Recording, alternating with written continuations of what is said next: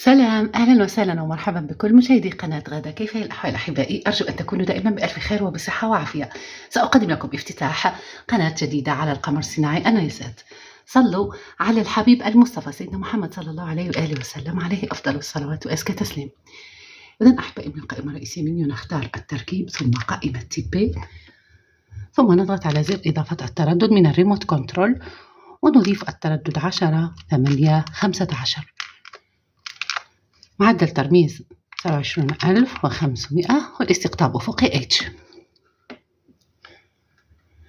هذا أحبائي تردد قناة افتتاح قناة جديدة تحمل اسم الصخرة، تبث مسلسلات عربية والحزمة عامة.